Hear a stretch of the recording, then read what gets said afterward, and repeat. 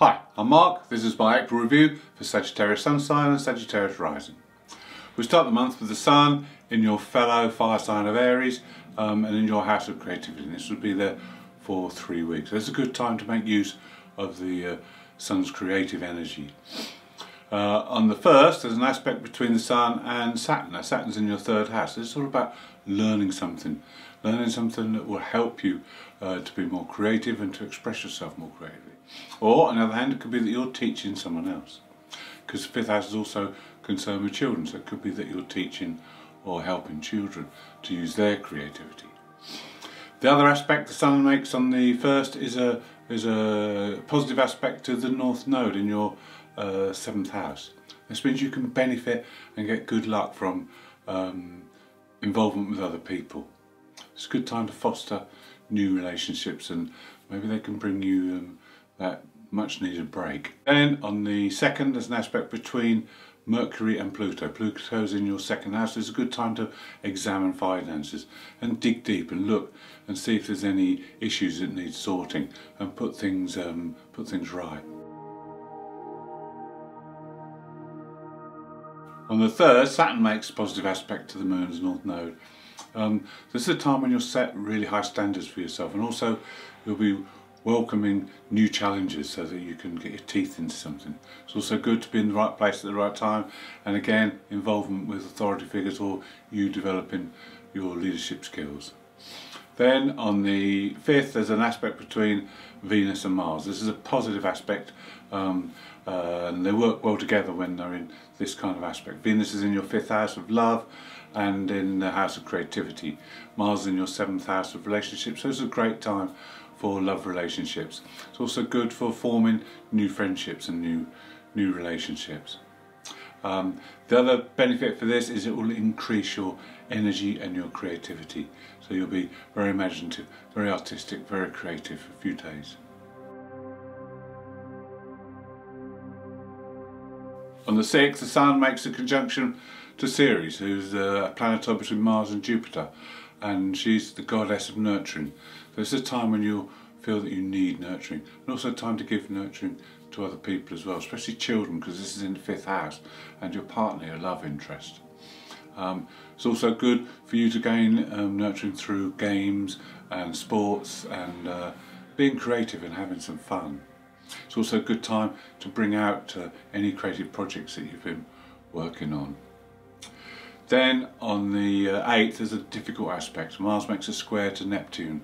Neptune's in the 4th house of the home, and Mars in the 7th house of relationships. So it's not a good time for relationships because there could be some misunderstandings. Communication might not be that well, so avoid any in-depth communications till this aspect passes in 4 days, and don't make any important decisions because your head won't be as clear as it is normally. On the 9th, your mental faculties receive a boost because Mercury makes a conjunction with Chiron, and now you'll be able to see where things need to be balanced or need to be changed. The next day, Mercury makes an aspect to Saturn, so you'll be able to put these revelations into practice now. And along with the North Node contact Mercury makes on the same day, you get some insight there as to the way forward. Also on the 10th, there's a positive aspect between Venus in your 5th house and Jupiter. Now, Venus is what we desire, Jupiter is how we relate. So this is very good. This is going to be a fortunate aspect in many ways. It's a good time to have fun and relate to friends and family. On the 11th, emotions will be quite intense and high because Venus makes a square to Pluto, and it's a good time to make any changes to your financial situation as well, as Pluto is in that 2nd house.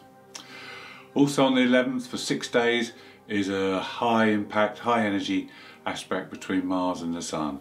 We've been for a few days when Mars was squaring Neptune. Now it makes a positive aspect to the Sun, and these two work very well together. So this is a period of intensity when you can really accomplish. And if you work with someone else or in a team, this will be even better because Mars is in the 7th house, so you'll achieve more with someone else or a team than you would on your own. On the 12th we have a new moon in Aries, your fellow fire sign, so this is a positive new moon for you. The new moon in Aries is about instigation. It's about getting the ball rolling, getting things into action, using your power. It's also in your 5th house, creativity. There's a lot going on in that 5th house this month. This is a very creative month for you. And this is a good time because the creative juices will be flowing now and your imagination will be sparked. It's good for having fun as well, enjoying yourself, playing sports, playing games, being romantic with your partner. These are all highlighted under this new moon. And if you took advantage of last month's new moon and built yourself up and increased your self-esteem and your confidence, then you will absolutely radiate this new moon. On the 14th and 15th there are two very fortunate aspects. The first one is between the Sun and Jupiter, a sextile, and then on the 15th there's a trine between Mars and Jupiter. The first one lasts for 4 days, and there's an overlap, and the second one lasts for 5 days. So there's 6 days in total when you can reap the benefit of this very positive energy. The first one between the Sun and Jupiter, you have the Sun in your 5th house still. So there's this creative side. Jupiter in the 3rd house, you'll have creative ideas. You'll feel very positive, and you'll want to put the pieces of the puzzle together. You want to work things out so you can see the bigger picture, and then you'll be able to formulate a plan. Then the Mars aspect to Jupiter is when you can put the plan into action. You'll have that Mars energy and drive to put those ideas into action.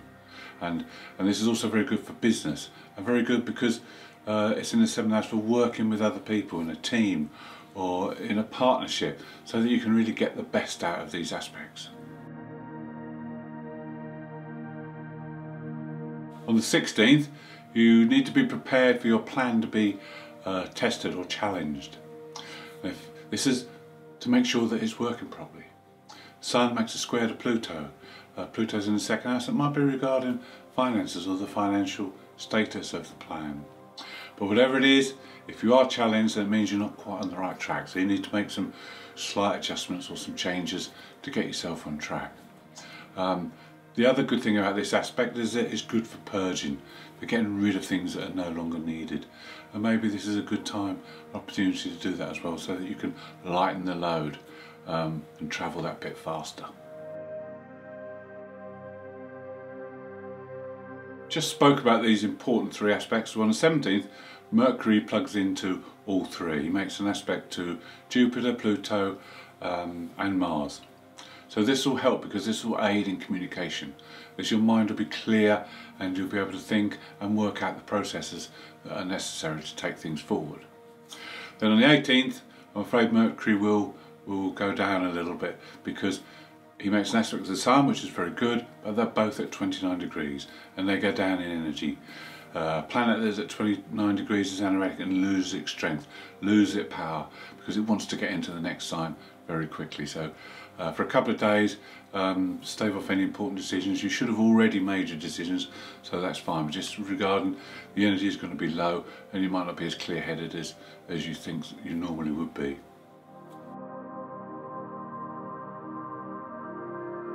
On the 20th, the Sun and Mercury move into Taurus, regain their strength back, and this is your 6th house. So the emphasis has changed from the 5th house of creativity and having fun to the 6th house, which is more mundane. It's our daily work schedules and our routines. Now, on the 24th, Venus, who's already in the 6th house, makes the first of 3 conjunctions to Uranus. Now, Uranus has been sitting quite quiet recently, but there's going to be 3 conjunctions within a short space of time. So Venus conjuncting the Uranus, there's going to be some sudden changes, some sudden events may be coming up. But this will depend on how you've been in the past. If you've been making changes and you're in tune with the way you're going and what you're doing, then this can be a very pleasant and exciting transit.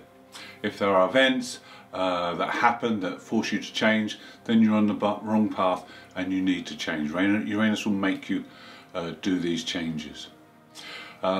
Then with Venus, you'll want to make your life more pleasant. Venus is our desires, and you may have desires to make your daily routines more pleasant. Or maybe where you work, you want to make the surroundings more pleasant. So these are all beneficial things to you. Then on the 24th, Mercury makes the same conjunction. At this time your mind will be buzzing, there'll be great ideas coming through, you'll be intuitive as well. And if everything's going well, this is very, very exciting time. If you're not on track, then you may have some events and you need to be careful. You need to be careful driving or operating machinery, because your mind might be so busy you may have a lapse of concentration. Also on the 24th we have a very important aspect. The aspect is from Chiron to the Moon's nodes. Now Chiron will activate both ends of the Moon's nodes, the south and the north. And what will happen here is that there will be issues that come up. These can be either on a collective or on a personal level. Issues that we need to address and we need to deal with, we need to heal. And these would be connected to the pandemic. Collectively we have suffered throughout the last year with restrictions and limitations that have been put on us. Some people have lost their jobs or lost family members.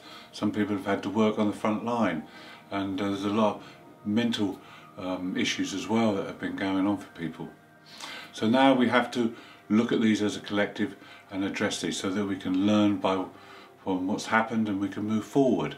Also on a personal level we have to look at things, we have to heal the wounds that we've suffered. And this for you in the 5th house could be to do with children. It could be a time when you've not been able to see your children for a long time, and these things hurt and they do wound us, so we need to heal these so that we can move forward now that we're coming out and we're transiting into a new era where things will be very different. But we have to heal the past and learn from the past so that we can grow in the future.